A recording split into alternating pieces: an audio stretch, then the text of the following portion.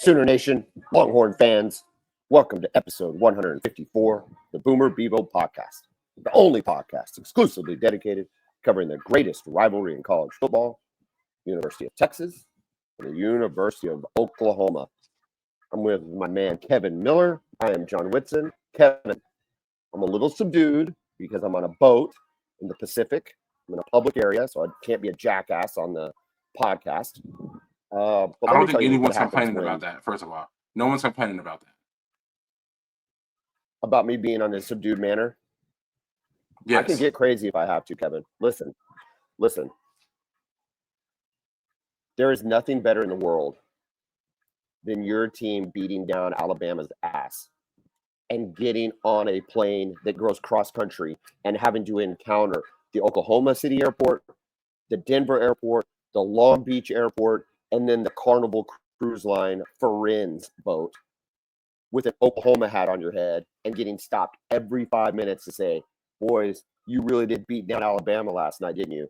It was fantastic. Kevin, you and I did a late show. I was up past midnight. I had to get up at 4:30 in the morning. You'd think I'd be tired. I was exhilarated by every single conversation I had. People are so fired up that Oklahoma beat Alabama. Now, part of that's because nobody likes Alabama, and I get that. They also, I think, respect the fact that we came from just a really crappy season and have bounced back. So that's been a lot of fun. But, Kevin, guess what? That's in the past. Oklahoma plays LSU. Let me touch on that real quick, just before we close the book on that game. Remember, we talked about this in our preview episode for that game, and we talked about players like Billy Bowman and Danny Stutzman, your other seniors. And what I said was, how do you want to be remembered? Right? If you go out and you beat Alabama, you will be remembered forever. This moment will be remembered by Oklahoma fans forever. They won't really remember that it was a bad season overall. They'll just remember that we beat down a top 10 Alabama, and it wasn't even close. That's exactly what happened. So, good for those guys. Number of friends that were there in person. I was not there in person. Number of friends that were there in person. And they said, John, we know that we're 6-5. Like, I know we're 6-5. This was my friend Nick Jones down in Dallas. And he goes, John, it was the best game I've been to since Texas Tech 08. You know, it's funny you say that because my both my brother-in-laws were there, and they said that was coincidentally that was the last game that they had been to together. Was a Texas Tech game in 08. Yeah, I'm like, man, y'all might have to start going. OU fans gonna want y'all to start going to all the games. I need them to travel to LSU. Can they go to LSU? Can we get them a plane ticket? Let's go. We'll see if we can make that happen. Oklahoma takes on LSU Tigers in their first trip to Baton Rouge, the Tiger Stadium at night. Death Valley, one of two Death Valleys, which is always confusing. But before we get there, we have to give some love to Texas fan. You guys have been waiting for this since 2011, a chance to beat up on little brother. You are a 5-point favorite going into College Station Saturday night. Kirk will be there. Chris Fowler will be there. The atmosphere, for all the fun we make fun of A&M, the atmosphere will be insane. We will probably hear it in Oklahoma just because of how loud that place is going to get. Now, do they have a reason to be that loud? I don't know. They just got beat by whoever they got beat by, South Carolina or something. They're not even. Auburn, triple overtime, which was actually pretty fun to watch. That being said, it doesn't matter.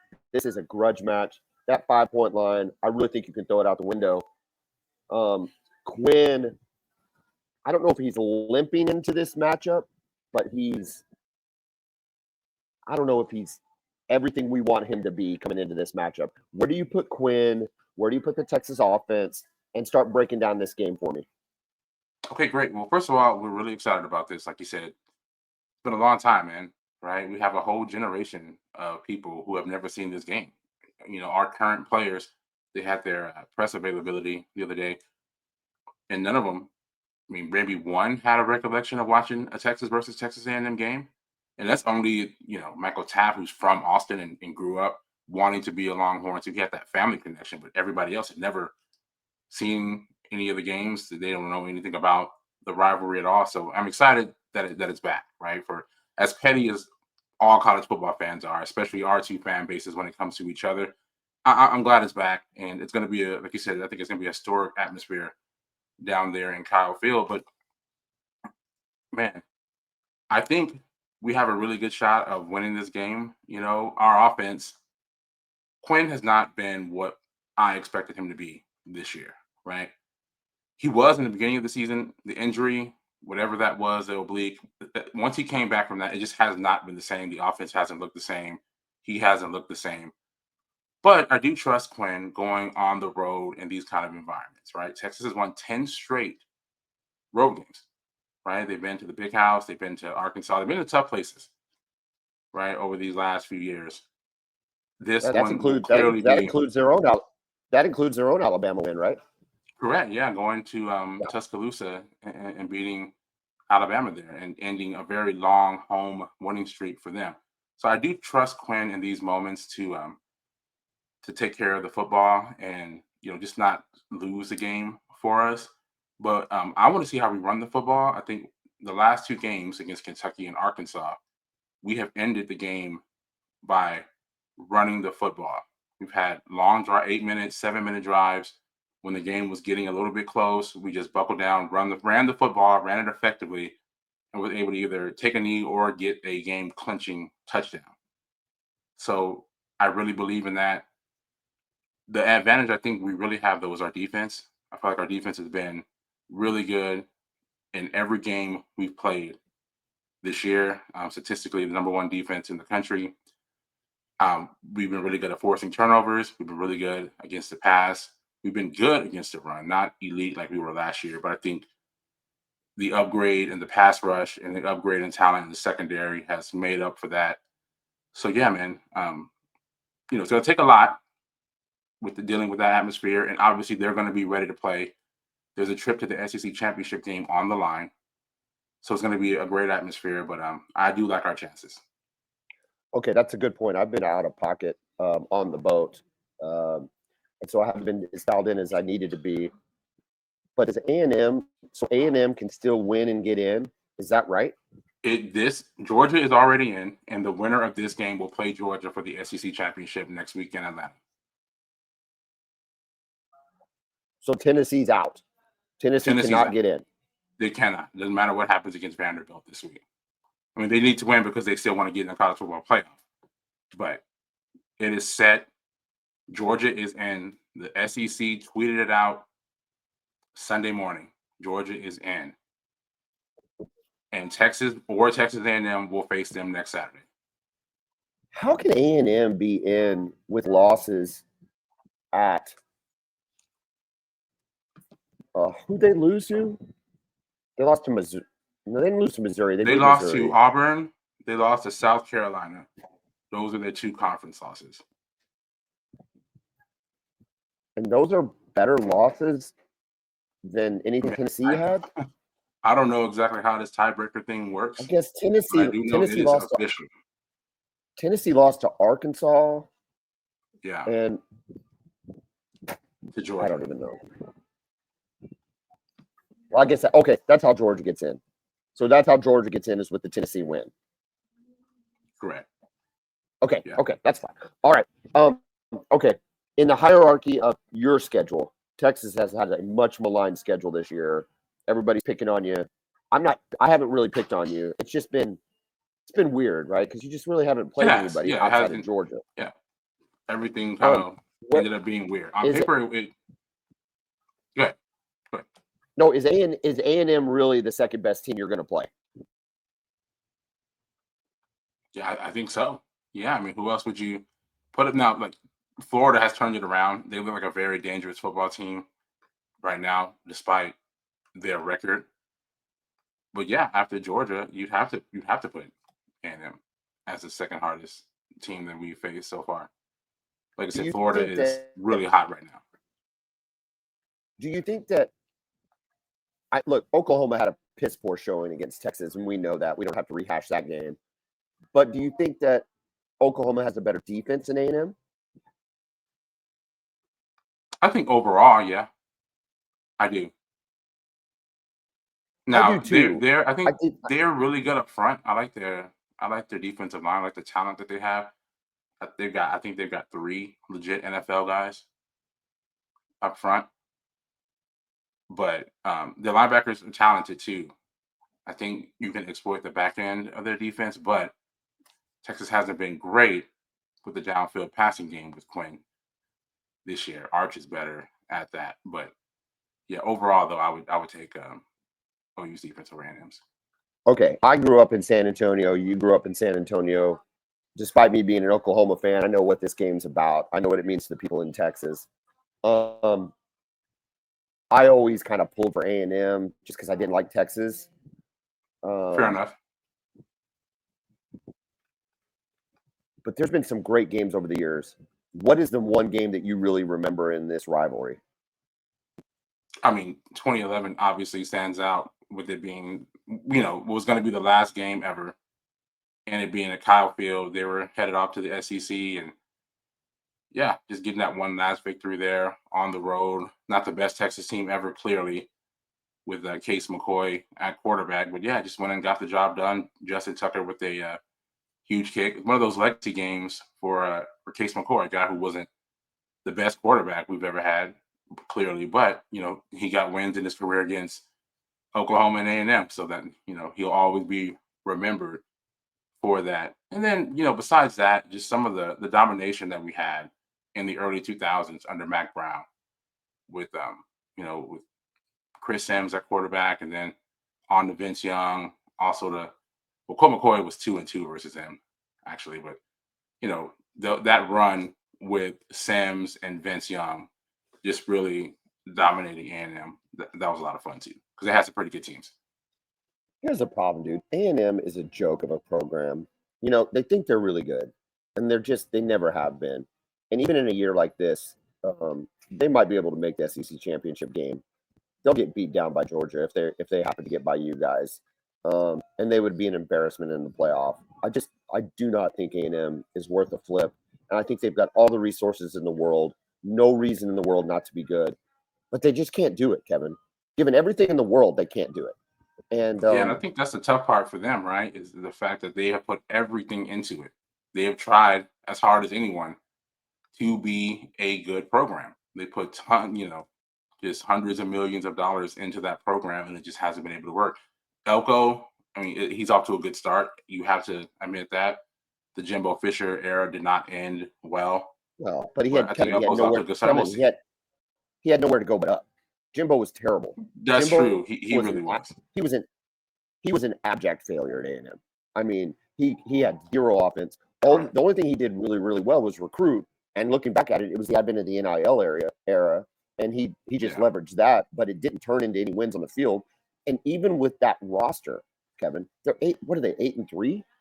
Like, what are we talking about? Yeah, they're 8-3. And their schedule was not that hard. They haven't beaten any named team with that. The only ranked team they beat was Missouri, and we both think Missouri sucks. Yeah, exactly. They had a 12-year head start being in this conference, and they haven't even played for the title game. And can you imagine Texas comes in year one, is playing for the SEC championship game? Just how frustrating that has to be for them. They left because they wanted to forge their own identity apart from Texas and being the only SEC team in the state of Texas. It was a great opportunity for them.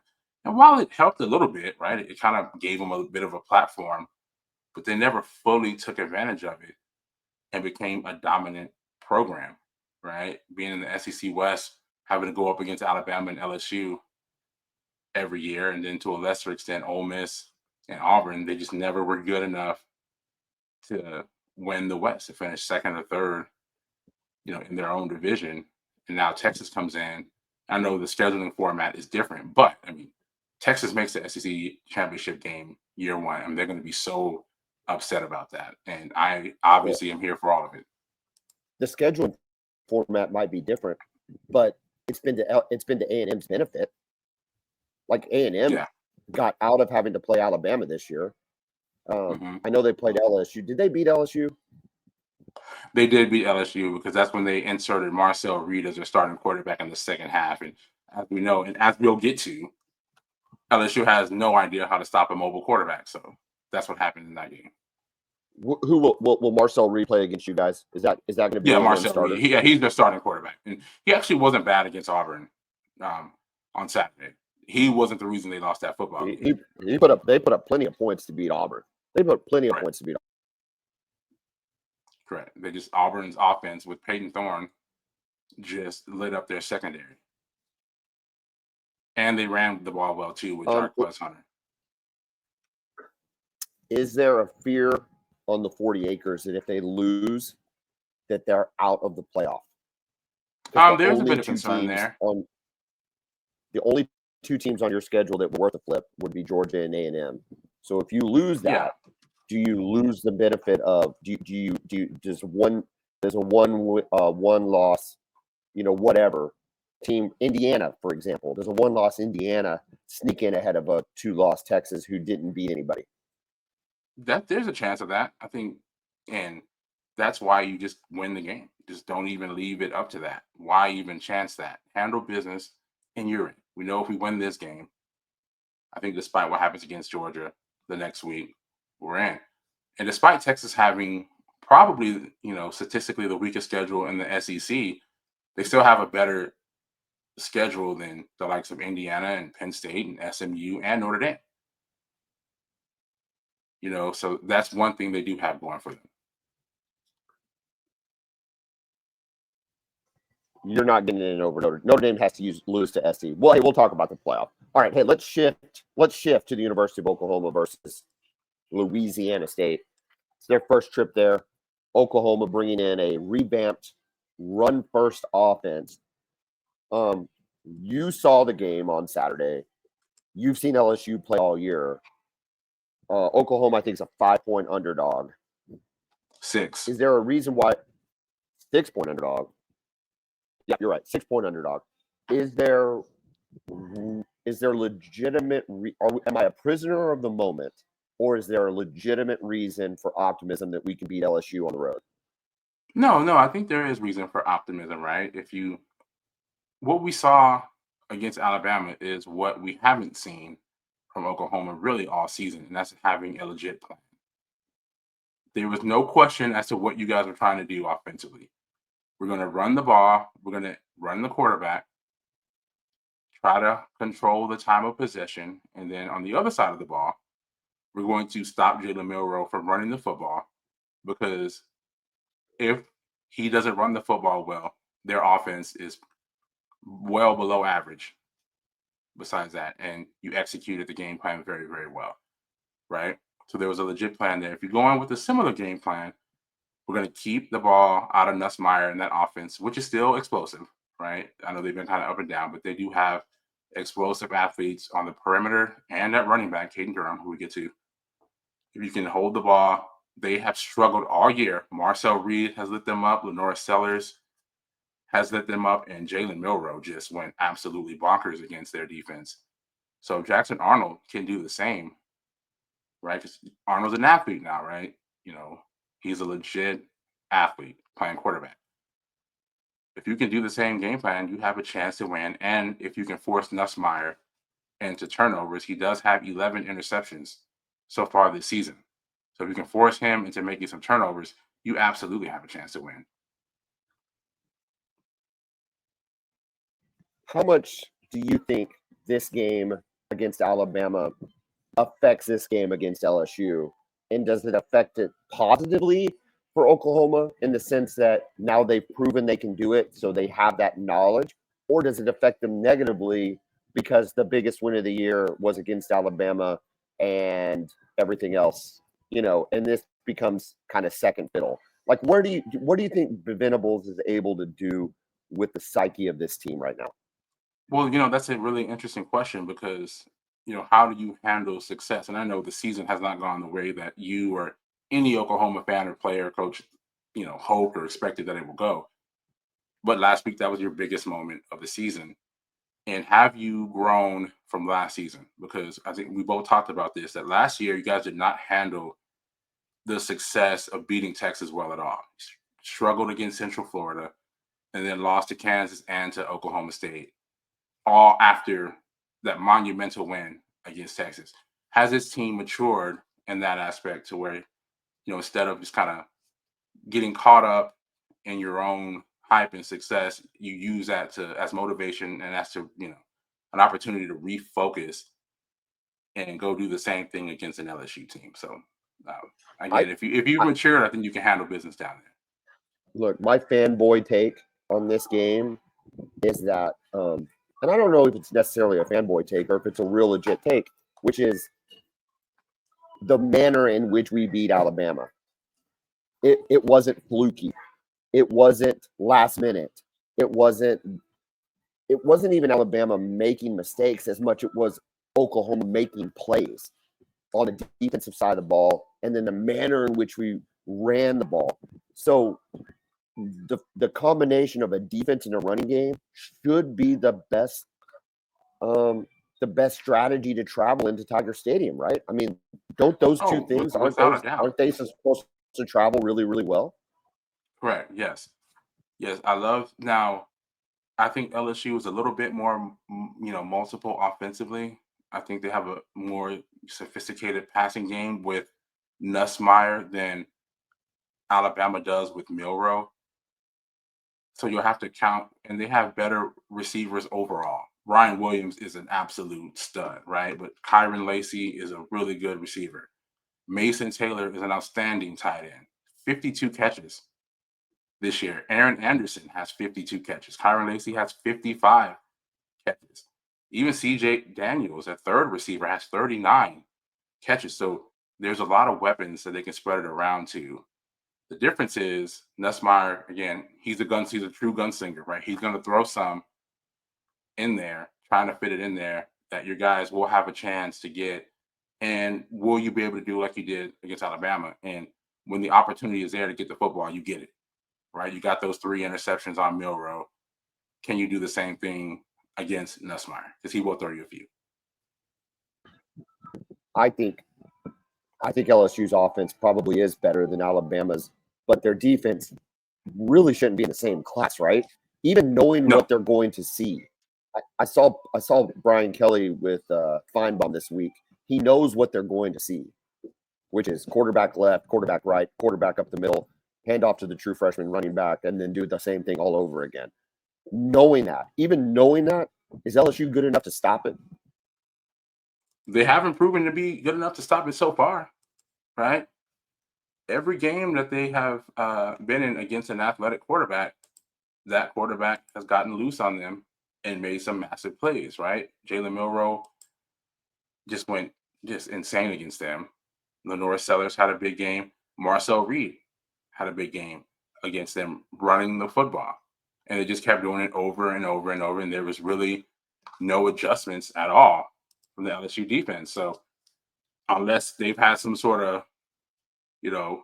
revelation all of a sudden, I don't see how they're going to be able to stop you guys from running the football, or Jackson Arnold running the football. Heck, I'd even put Michael Hawkins in and let him run a few with that speed. So has Joe John Finley secured his job at Oklahoma, even if it's not to be offensive coordinator? Do you think he secured his position over the last month? It's hard to say. There's been some clear improvement. I think the play calling has been better than it was under Seth Luttrell. Okay, I'm going to stop you. I'm going to stop you right there. The game plan for Alabama was brilliant. Yes. It was brilliant in its simplicity. Okay, correct. I agree, and he had to get there. I don't know why he had to get there, because it pretty much looked like a running back, quarterback left, right, up the middle. Yeah. But they had to get there. I appreciate that. But I guess the question, and I'm sorry to interrupt you, and I'm answering my own question. I'll mute it here in a second. But I guess my question is, how complicit was he as co-offensive coordinator in the crap show that we saw in the first half of the season? Well, I don't know how involved he was in the play calling. I mean, I'm sure he was involved in the game planning, though, right? So, and so much of this is going to depend on who the new offensive coordinator in, and is this guy just so adamant about bringing in his own guys. So okay, listen, that offense that you saw on Saturday night, doesn't that make you well, it probably doesn't make you want to see this, but for an Oklahoma fan, shouldn't it make me want to see the coordinator maybe from Tulane versus the coordinator from Washington State? Because to me, I sure did like the look of Jackson Arnold in a run first. We know he's got an arm, but he's going to have to kind of. But the run game, creating those spaces when we finally get our receivers back, to me, I like that a whole lot better than let's pass first. Well, I'm going to be completely honest with you. I haven't watched a lot of Washington State, so I'm not exactly sure what their concepts are. I've heard it's some air raid stuff, but I was on the radio with Toby Rowland last week, and during the break, he pulled up Mateer, Mateer, their quarterback. He pulled up Mateer's highlight film. To be fair, a lot of quarterback run, but it didn't look scripted. It looked off script. But man, that kid looked really, really, really good. And so maybe I might be a little off base there, but I don't know. I can't get past air raid. I hear air raid and I go, oh, not again. I can't deal with it. So you're just completely over the air raid. Sounds like you are, because you have mentioned this before. What's the national championship team that's won the air raid? What's the SEC team that's won that? Well, you guys they're all gimmicky. Dude, that wasn't air raid, dude. We gave it to Quentin Griffin more times. Dude, Josh Heupel had a freaking burst. Josh Heupel had bursts of sacks hanging from his arm. He couldn't even throw the ball. I don't want it. That wasn't air raid. 99 was air raid where we threw it 50 times a game. 2000 you were in air raid that year. 2000 you might have had to change the philosophy for the game, but that season you were running air raid. Man, do you know I was air raid? Yeah, real quick. Okay, he's from the tree. I acknowledge that. I'm gonna go. This is to look at what LSU has allowed to quarterbacks this season. Lenore Sellers, 10 rushes for 88 yards. That's a lot of yards, man. 10 carries for 88 yards. 8.8 yards a carry. Correct. And let's go to now they did a good job against Arkansas with Taylor Green. He 6 carries for minus 10 yards. That game was a blowout. Texas A&M, Marcel Reed, 9 carries for 62 yards and 3 touchdowns. 9 for 62 and 3 touchdowns. And then, of course, against Alabama, Jalen Milroe, 12 rushes for 185 yards and 4 touchdowns. Good Lord. And then Pavia didn't run it a lot, but he had 6 for 43. Did they beat Vanderbilt, though? 24-17. Okay, it was a ball game. Yeah, and that's in Tiger Stadium too. Well, look, I think Oklahoma has a chance. We're going to talk about it. Let's move on to the week that is, Kevin. Starting on Friday, we got 3 games to keep an eye on Friday, the day after Thanksgiving. Oklahoma State at Colorado. Colorado's a 17-point favorite. I've been out of pocket, so I haven't been up to date on Big 12 standings. Can Colorado make the Big 12 title game with the win? If not, this is effectively Travis Hunter's last chance to make a Heisman impression. Will he do enough against Oklahoma State? Has he already done enough against Oklahoma State to win the Heisman? Okay, so as far as the Big 12 goes, don't ask me about the tiebreakers because I don't know how that goes. But right now, you've got 4 teams that are tied at 6-2 in conference. Arizona State, BYU, Iowa State, and Colorado. Now, that's how they're listed on the Big 12's official website in that order. So I'm assuming based on the tiebreaker stuff, that's how it's playing out right now. Which would be who? Iowa State and ASU would be in if they went out. Arizona State. Based on Arizona State, it's from 1. Arizona State, BYU, then Iowa State 3rd, Colorado 4th. Yeah, that's how it's listed officially on their website. Obviously, there are games to be played this week, and so everything will be sorted out. But man, I like Colorado to bounce back here against Oklahoma State. This has had a nightmare of a season. They are 0-8 in the Big 12. I can't believe that. And I know there have been some signs there about with Gundy and stuff, but they played for the conference just last year, a tougher conference with Texas and Oklahoma. Can you not fire Gundy after this year? Can you not fire him after this year? This is terrible. You can. They're scared. They're the best returning team he's had in 10 years. They're scared that it doesn't get any better than that. That's what I think. T. Boone Pickens probably would. if he was still alive, he say, "Hey, I got us." Okay, But Travis I don't Hunter. think they Can he will. win? Can he win the Heisman? Yes, absolutely. Yes, he's the best player You've in been college football. calling. You've been calling Travis Hunter now for 2 years. I don't know if Genty balls out. I don't know, man. I You know love how they Genty are too. with. I mean, dude, they give it to Ron. Ron Dane won the Heisman 1 year. I don't know who he. Well, I If mean, he's gonna have a yeah. Travis Hunter again. You know, there's going to be a It was a running contingent. back award back then.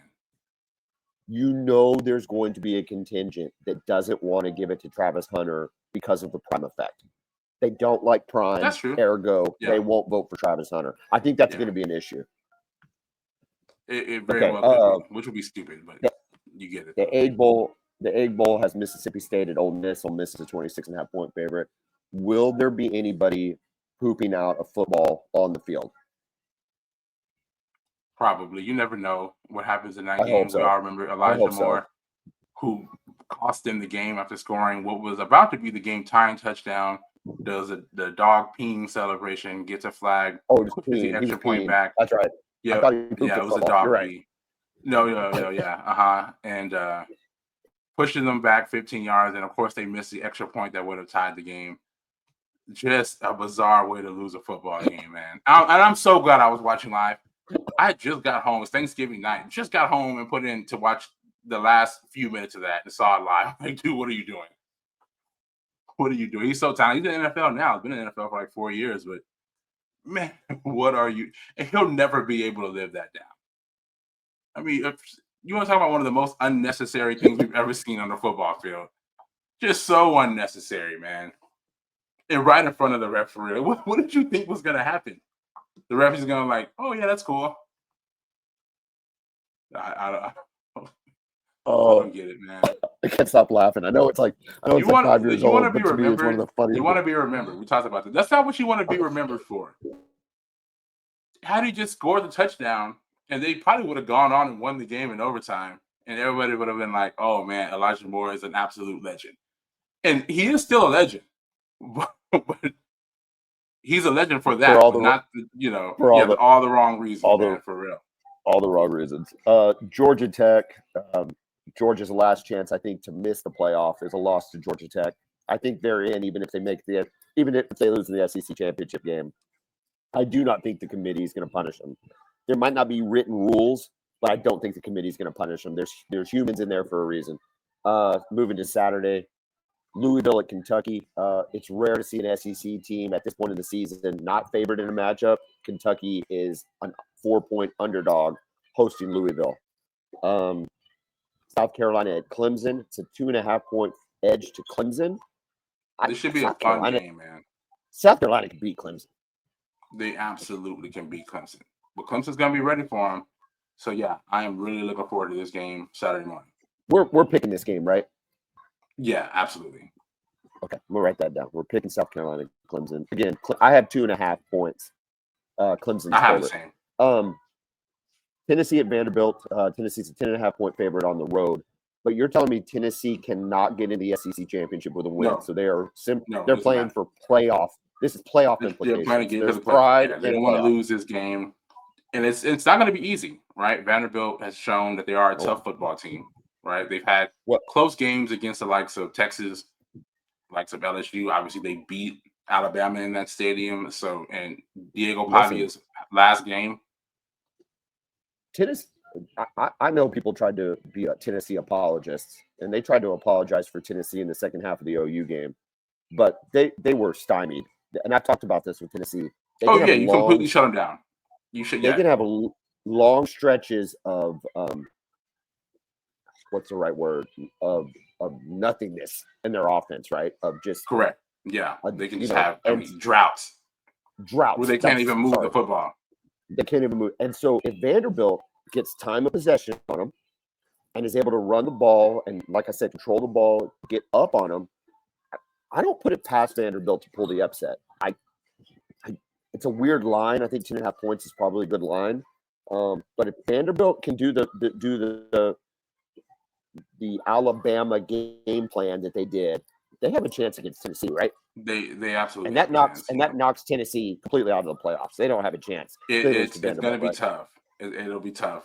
for them to get in. But man, who knows? There's so much football left this weekend. Who knows what the heck is going to happen? Michigan in their annual matchup against Ohio State at the Shoe. Michigan is a 21-point favorite. This is probably the biggest line in this game in a long time.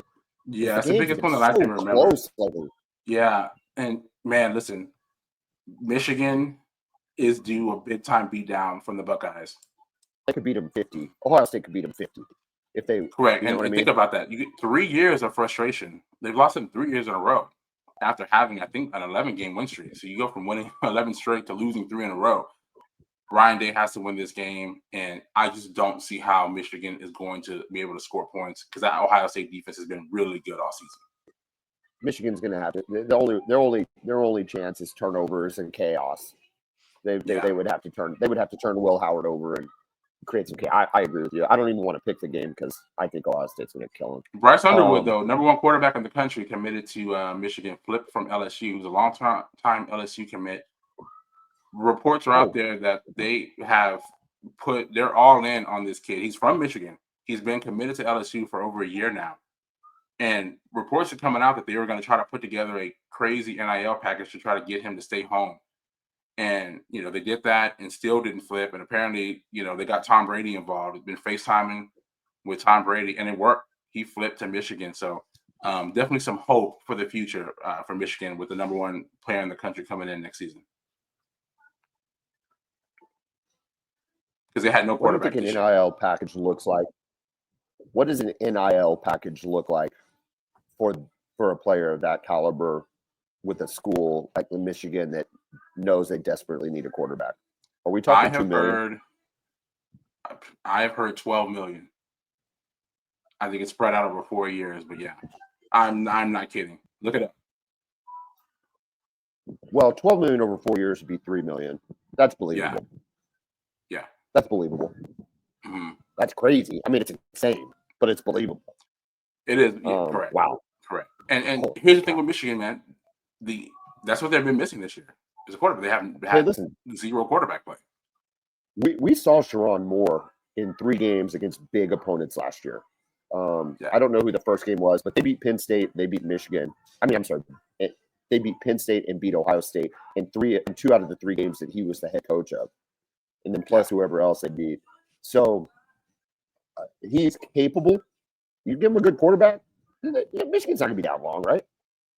I don't think so. No, they got to get it going next year. And obviously he's the guy because there's nothing we've seen out of the quarterbacks they have on campus now. So you just believe that he's a better option. Okay. So at Michigan, you need a recruit. You call in Tom Brady. Right?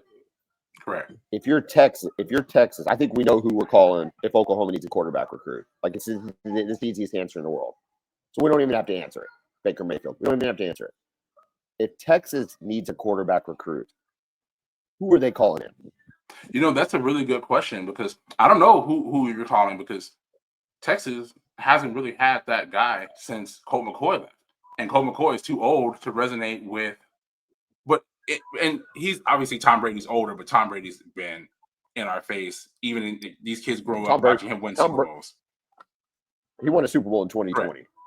Correct. Or 2021, whatever. Exactly. So I don't know. With Texas, man, I don't know. You just got to rely on Sark and the history there. So because Vince Young is just too old to really resonate, I believe, with this current generation. So that's 100%. I don't think there's anybody in that situation. Which is, and if you're wondering why, one of the reasons why Texas was down for an entire decade, that is because you never really recruited players from Texas. Because you never recruited players to play quarterback from Texas, from the state of Texas. For some reason, we did. We just recruited the wrong ones and didn't develop them. You had some big misses, though. You'll agree you had some big misses. Yeah, exactly. That's what I'm saying. We recruited the wrong ones. All of our quarterbacks have been from Texas. Ellinger was from Texas. He wasn't bad, but Garrett Gilbert was from Austin, and then Case McCoy and David Ash. All those guys are from Texas. Tyrone Swoops. Case McCoy was never intended to play quarterback in Texas. No, he was never intended to. Correct. Yeah, he was intended to be a backup quarterback. Again, that tells you where we were at. Yeah. Iron Bowl in Tuscaloosa. Alabama looking to rebound and possibly get back in the playoff hunt. I think we'll talk about the playoff. I think they're the last team out, or first team out, I guess. Yeah. They're an 11.5-point favorite against Auburn. Auburn coming off the big win. But dude, what you saw last week from Alabama doesn't make me think Alabama's going to roll this game. I think it's a really interesting line. Do you want to pick Auburn, Alabama? You know, or do you want to hold on and listen to the other games? Let's hold on and see. Yeah, let's see what else we got. Okay, don't make a commitment real quick to it. I don't want you to jump ahead. With this game here, yeah, I'm not. We talked about this after the game. I'm not trying to take anything away because you guys earned that game, but I just couldn't believe how inept they looked on offense. I mean, no, they looked inept. What was their plan? They look inept, yeah. And is there no counter to Jalen Milroe not being able to run the? Yeah, is there no counter to that if that doesn't work? There should be. They tried to get Ryan Williams involved.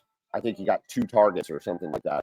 I mean, I don't know why that. I don't know why that guy's on your offense every single day.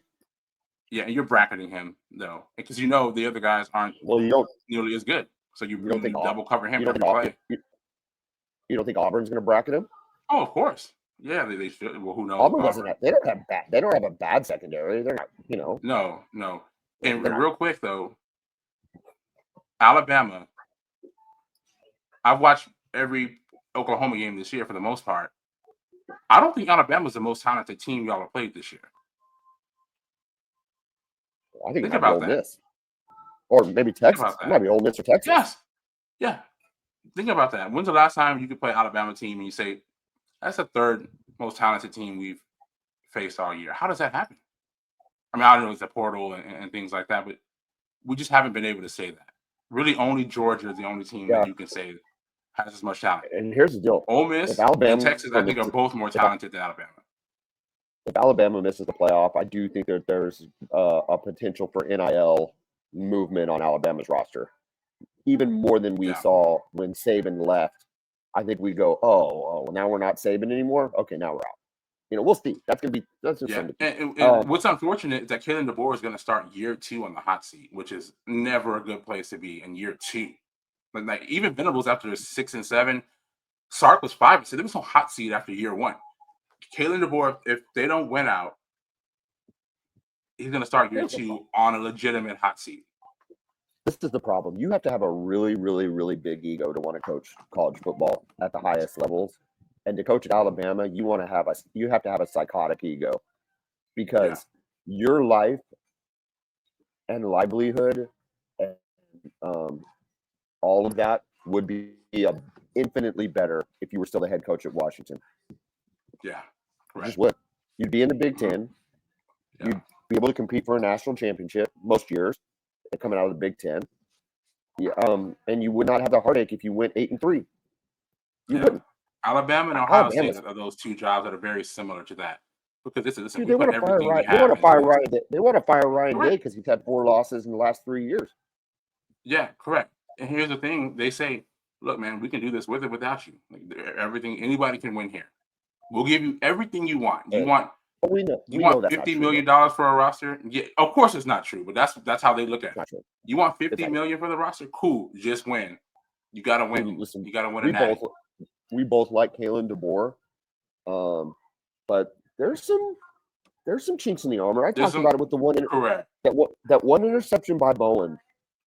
I just don't know that happens with a Nick Saban coach team where your receiver just gives. There, I mean, what a terrible block! That looked like Bauer Sharp out there blocking for that guy. Yeah, I mean, there was you just kind of put your hands out. Yeah, it's terrible. Okay, back to the picks. Arkansas, Missouri. Missouri is a 3-point favorite. I don't even care about this game. I think both these teams suck. Maryland at Penn State. Penn State's a 24.5-point favorite. They'll win that game. Does Penn State? They're in track for the playoff, big time.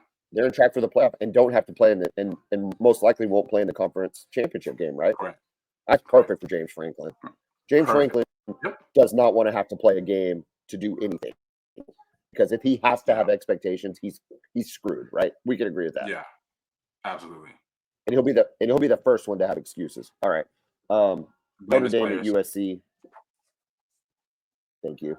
Notre Dame at USC. USC is a 7.5-point dog at home. USC, I think Notre Dame probably wins this game. USC is bowl eligible. Is there a scenario where OU plays USC in a bowl game? Can we make that happen? I certainly hope so. I certainly for hope my so. sake. For my I'm sake. here for it, man. Why would we not? College football's here for it. I'm telling you, the whole country we tune in. I'd love that. One of the bowl projections I saw was like Kansas, like in the Texas Bowl or something stupid like that. Why would you do that if you're in a bowl? Like you're the CFP. Make this happen. Everybody in the world wants to see OU play USC. Yeah, and these bowl things, they're not really tied into win-loss records anymore. You get to choose first. You take whoever you want. They're barely tied to conference. They're barely tied to conferences anymore. They try to make them a little regional for people to travel, but put this thing in Arizona. Make it happen. Remember the old Insight Bowl? Put it somewhere like that. Yeah, let's make it happen.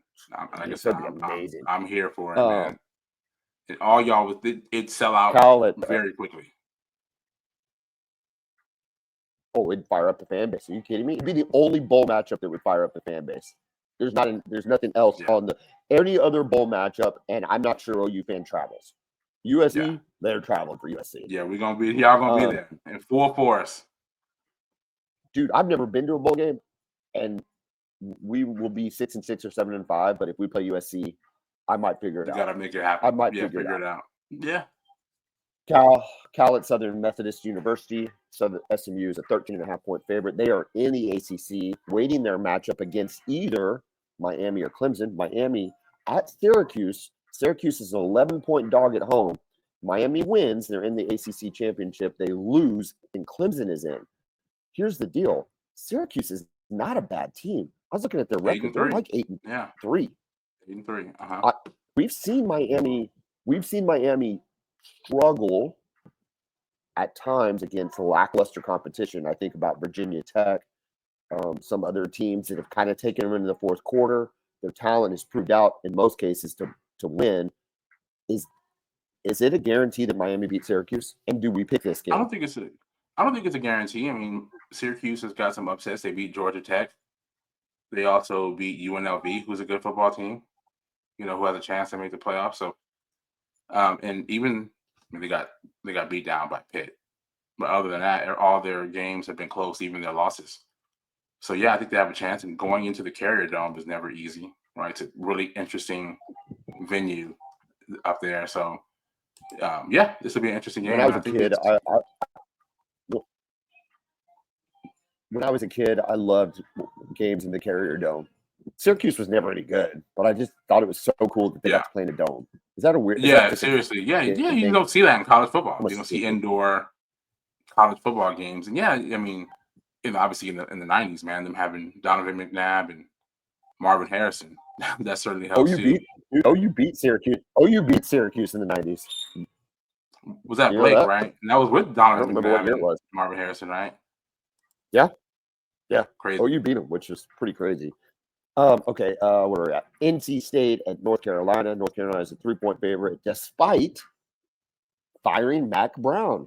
Can you believe they pulled the trigger on Mac Brown? I can. I think they were hoping that he would resign. He just was not going to do it. Mac's not just gonna. He's not just gonna walk away. We saw it at Texas. He's just not going to. Even when it's time. Even when we all know it's time, he's not going to do it. And he probably is like, I'm not walking away from this money. So if y'all want me out, you're going to have to fire me and pay me. So, that's dumb. I mean, that's how it ends, man. Listen, that's dumb, but he's not stupid, is he? No, not at all. If Nick Saban, I've told you this before, but if Nick Saban would have stayed at Alabama, and if they would have had an 8-3 season or an 8-4 season, and then another 8-4 season, guess what? They would fire Nick Saban. I swear to you, they would. That's just how Alabama rolls. So that's how everybody gets fired. You get fired. It's rare that you get to retire. That's why Bob Stoops was, I'm out of here. I'm going to walk away while I'm still ahead. Yeah. Mac's legacy is interesting. He won a national championship, brought Texas back for whatever. For sure. Yeah. Forever. As long as he could, I think it's fair he brought Texas back, and then kind of rejuvenated North Carolina a little bit, but they never really got going. Yeah, some early season. They had that weird, COVID year They Yeah. had one loss or something like that. They were good that year. Was Drake May their quarterback? Was Drake May at North Carolina? Was he at Duke? I think he might have. I never I remember don't when know if Drake he May was there yet. Yeah. Anyway, all that to be said, Mac, go fish and play golf. You're all right, Yeah, bro. go back on TV. He's really good at it. In Texas, He was great on get the TV. statue ready. He was great on TV. Get the statue He was ready. great on TV. ASU at U of A, 8.5-point dogs for Arizona at home against ASU. ASU playing for a Big 12 championship game. I don't know anything I about want to ASU. see this, man. I mean, they have been in the desert, you know what I mean, of college football. Get it? Yes. And I don't know. I don't know anything about ASU. Or U of A, we know because OU played them last year. We know that they had some defections. U of A can beat them. Arizona can beat Arizona State. Arizona can beat them. And Tedero McMillan, when you got a guy like that, you have a chance. He's that talented. Get him the football and let him go to work. Force him the football. I need him to have the Calvin Johnson treatment. Every play, I'm looking into him first. Yes. Every play. Yeah. This should be a fun game. Florida at Florida State. Florida State's only a 14.5-point dog. I think Florida could beat the living crap out of Florida State because clearly Florida has not given up. And Florida State has. Oh, no. So no, and listen, Florida is a good football team. And even when Texas beat them down, I told you this, they haven't quit on their coach. They haven't quit on their coach. No. At all. And Texas beat them 49-17. And I told you after that thing, I was like, I don't think Florida's a bad football team. They didn't have their starting quarterback. I like some of the things they do on defense. I love their running game. And we saw that against Ole Miss and against LSU. They got big, physical, fast running backs, and they can really lean on you. And DJ Lagway is very special. And to be a true freshman coming off of a hamstring injury where he had to be carted off the field, against LSU, he couldn't even move. He had 0 rushing stats. He was just in the pocket throwing darts the entire game. Love that kid. He's going to be a great one. And this is just very Florida State. Very Florida State. Their season, what a nightmare.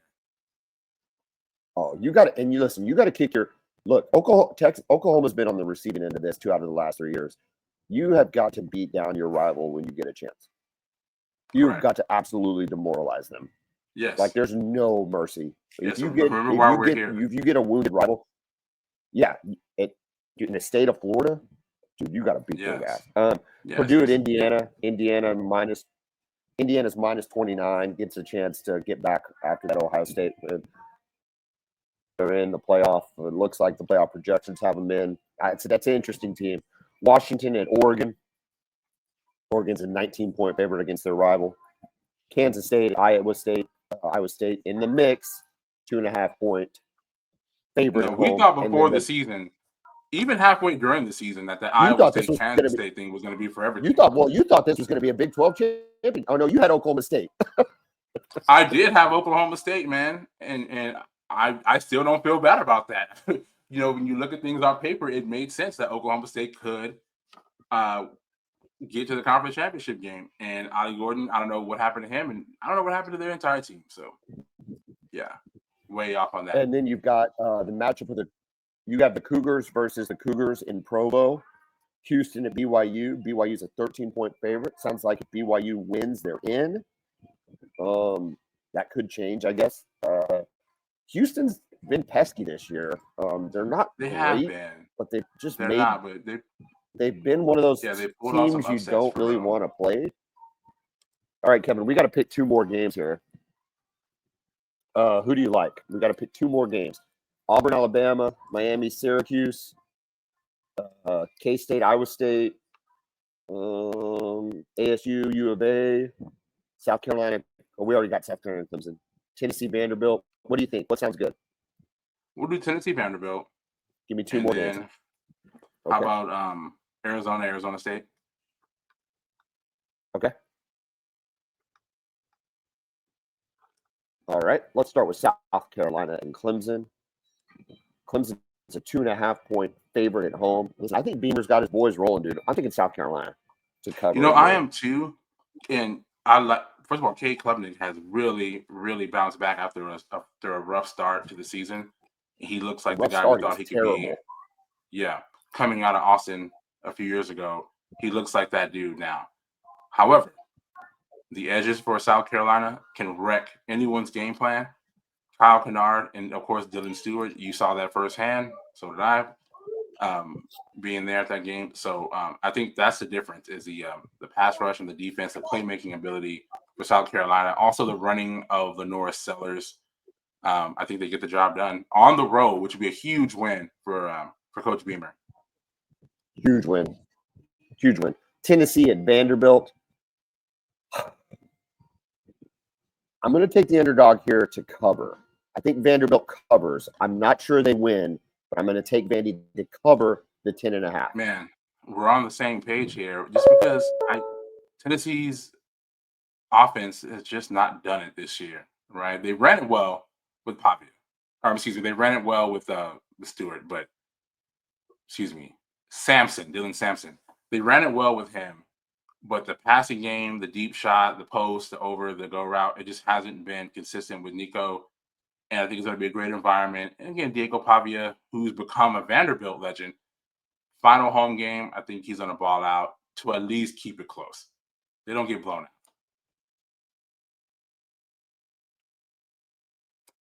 And also, I do like Tennessee's defense, right? They do get after the quarterback well. But just the way that Vanderbilt has, been physical with their running game, I think they can control the clock here. We talked about with that veer and shoot offense, it's not good for managing the clock. You have a lot of quick 3 and outs because if you're throwing deep, it doesn't work. You throw it deep again, then you try to run it. It's a quick 3 and out. We all know what Vanderbilt's about. They're about running the football. They're about running it with their quarterbacks and throwing quick passes to their receivers so they can keep the ball for a long time. So I'm with you. I'm going Vanderbilt on this one. At least a cover. Next. What's our next one? ASU, U of A. Okay, so Arizona State at Arizona. Again, it's a big game for Arizona State. How do they handle success, right, against their rival? You have to go on the road. The season has not gone the way Arizona expected it to. They thought that they would be contending for the Big 12 championship game. Obviously, that hasn't happened. They're 2-6 in the conference, 4-7 overall. They're not even playing for a bowl game. They're just playing for pride at this point. So I want to see them ball out, though. I think they can play spoiler. If your season isn't going the way you anticipated, the best way to get over that is by keeping your rival, your arch rival, from making the conference championship game and ruining their season. And I think they can do that. So I like Arizona here in a shocking upset to spoil the party for Arizona State. I've always been a U of A fan. Even before I met my wife, I like U of A, basically because they're a basketball school. They've got some I like players, man. I like Lute Olson coaching that basketball Olson, team. Yeah. Get some.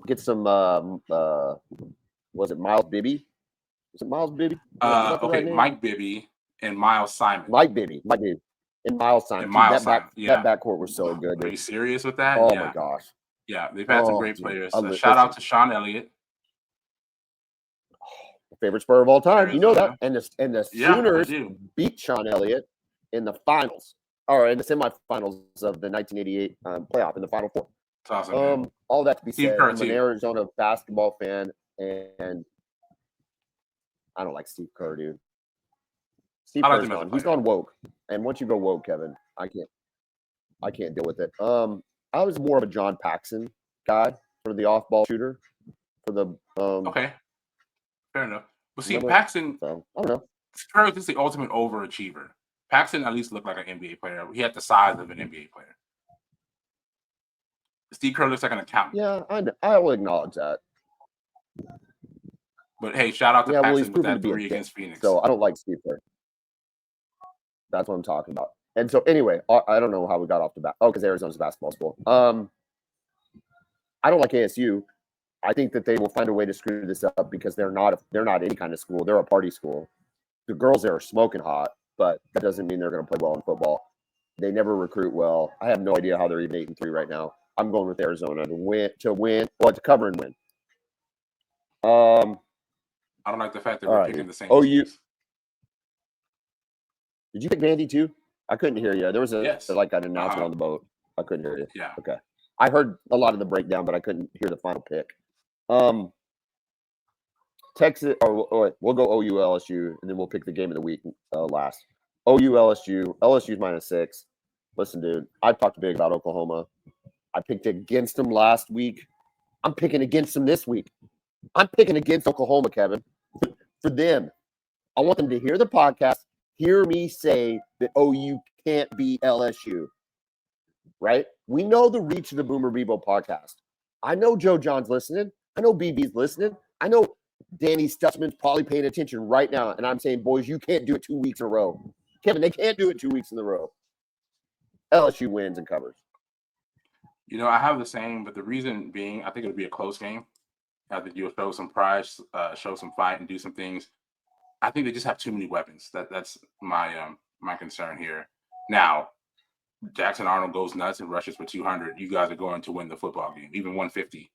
But I think the weapons there, and Caden Durham, who is actually from Oklahoma City, I think more specifically. It's a big miss. Big miss. He's been really good. It was. Yeah, it really was.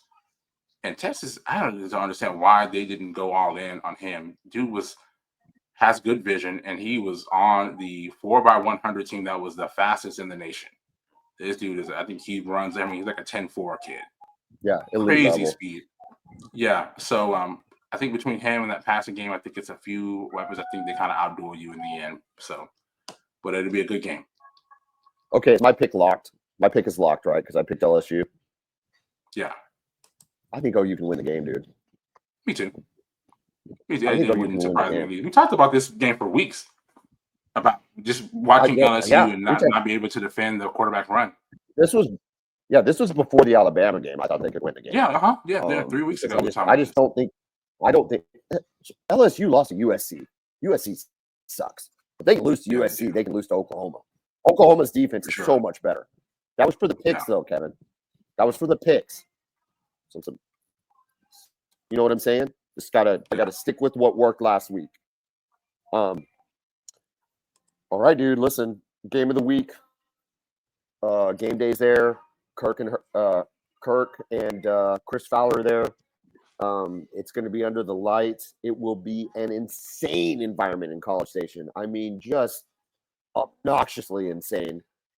Texas is a 5-point favorite, but I think you can almost throw it out the window with the animosity between these two teams. We know what it means in Texas for Texas and Texas A&M to play, and it's finally back. Kevin, does Texas win and cover the 5 points? I think we do. I've thought about this for a while. I've thought about the negatives from this game, starting with the atmosphere. Their pass rush can be effective at times, especially the interior pass rush. But I really trust Sark. I trust our defense. I trust the leadership on this team. I think we'll go into Kyle Field, renew this rivalry with a victory. I think Texas wins, and I think Texas covers. I'm not saying we blow them out, but I think we do cover. I just don't think A&M's any good, man. I think they're good defensively, but I just don't think they're good offensively.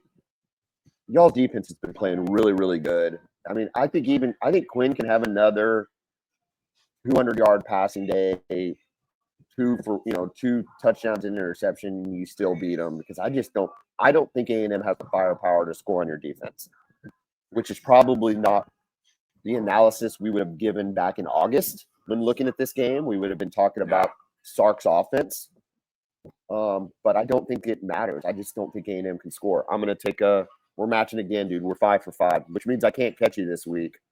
And the last week of games, I guess we'll pick some bowl games and some playoff games. So maybe I'll have a chance. Yeah, we'll pick the conference championship games too. Real quick on the college football playoff. Yeah, real quick on the college football playoffs. We've talked a lot about it, so we don't have to go completely through it. But right now, Alabama is the first team out. SMU is in with Miami, which is interesting. They're both in the ACC. You've got to think one of those might knock the other one out. Indiana in at 11. I don't think Indiana can do anything to lose it at this point. Their schedule losing to Ohio State improved their strength of schedule. So I don't know. That's just weird. The one thing I was going to talk about, This whole thing is weird, man. We talked about it off air. I just don't love. I mean, surely they're not going to pit Tennessee versus Georgia and Indiana versus Penn State in the final matchup. Surely they would switch one of those teams because I don't want to see interconference matchups in the first round. Yeah. I don't know, man. That's the thing about this. It's so new, right? It's unprecedented stuff. So who knows what's going to happen? We have no control over it. So I'm just going to sit back and see how it unfolds. But that would be an interesting rematch. I would hate it if I were Tennessee to have to play Georgia again. I think everybody would hate it, Kevin. I don't want to see that. Do you think that is there an element, though, of the college football playoff wanting to put SEC teams together so they don't all make the second round? I'm sure that's part of it. You don't want a bunch, Final Four of SEC teams, or Final Three, I guess. So yeah, I do see something with that. Indiana, Penn State, they didn't play each other, so I don't have a problem with that. They haven't played each other yet. I already picked against Arizona State. That is by far the weakest team in that. I think Boise State beats Arizona State. I just don't think the problem is the Big 12 just sucks. They're beating each other up, but they're stumbling over each other. They're not beating each other up like in the SEC. Yeah, they're stumbling over each other. Yeah, and man, I not understand it's set up how it's set up, but Boise State getting a bye. Well, that's what we talked about last week, though. It's because it's the top 4 conference champions get a bye. I think it's better though. I would rather give it to Boise State than Arizona State. Fair enough, but man, I think Ohio State would just obliterate Boise State. Here's the deal, dude. They lost to Wyoming. Who does Boise State play? Did I not write it down? I might not have written it down. I don't know who they play this week. They have a bye. Regardless, I can't imagine having to bye this late, but let's see. Regardless, they almost lost to Wyoming last week. Okay, they play Oregon State at home. They'll probably beat Oregon State, but they have to go to a big. What are they in? Are they in the Big Sky? What are they in? Mountain West, I think. Is it still the Mountain West? So they have to play a Mountain West. They have to play a Mountain West championship game, probably against UNLV. Yeah. So it's not guaranteed that Boise State gets that bye. That game, let alone they played before, and it was 29-24. Boise did win, but it was a close game.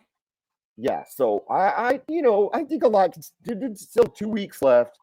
I'm sorry, I didn't realize I didn't have them in against Oregon State. I didn't realize Oregon State still was playing football. Kevin, I'm on a boat. Kevin, here's my view. I don't know. Can you see that?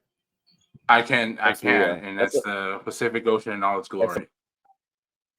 We're in Cabo San Lucas yesterday. I did not go on land. You know why? I stayed on the boat because everybody else left the boat, and I got to get the Guy Fieri hamburgers, and I got to go to the taco stands, and I got to go to the pizzeria with no lines.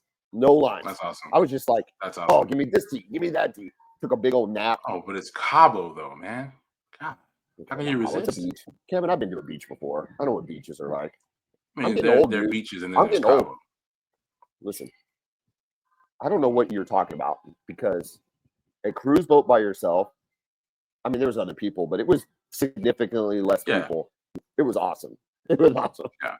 Talk about a candy store. Talk about an old man at a buffet. God, I was all over it. It was crazy. I had a great time. We do Ensenada tomorrow, which I'm getting off the boat for that and being with the family. I gotta be a family. Gotta be a family guy, Kevin. It's a holiday. It's Thanksgiving. I guess tomorrow. Yeah, tomorrow. Yeah. Mm-hmm. Being in Mexico on Thanksgiving is weird, though. I think we can agree on that. And I gotta find a place to watch the Cowboys game. Oh, they have a sports bar here, though. They should have a sports bar, right? Should we watch the game too, right? I'll be off the boat by then. We're gonna be off on Friday. Oh, what are you at? Home. Oh, okay, awesome. Yeah, I'll be home. Oh, good. I'll be watching on TV and the Texas game. It sucks that they're both the same time. Yeah, I thought the same thing. I thought the exact same thing. Do you wish that you were playing on Friday? That you were playing on Friday, or or are you okay with it being Saturday night? No. I absolutely prefer either Thursday night or Friday night. Well, all right. Yeah, I'm not sure why they put I'm gonna it get Saturday. back. I'm gonna get back to cruising. you get back to doing whatever it is Kevin does on the day before. You doing any turkey prep? Are we Oh splitting yeah, the turkey up with juices and prep the last deep night, man. I smoke it. You started prepping last night? Yeah, I brine it. You gotta put it in the brine, man. Let it so it keeps it from getting dry. I love it. Because dry turkey's the worst, man. That's why people don't like turkey. People are like, I don't like turkey. It's, yeah, because the turkey you have is dry. Yeah, that makes sense. Prepped it last night. All right, dude. That sounds good, actually. That sounds really good. I don't even know if I'm having turkey tomorrow. Seems kind of sacrilegious. They gotta be serving turkey on a cruise ship. They got to, man. They got to. Kevin, have a happy Thanksgiving. Enjoy the game, and I'll talk to you on Sunday. Boomer! Hook 'em.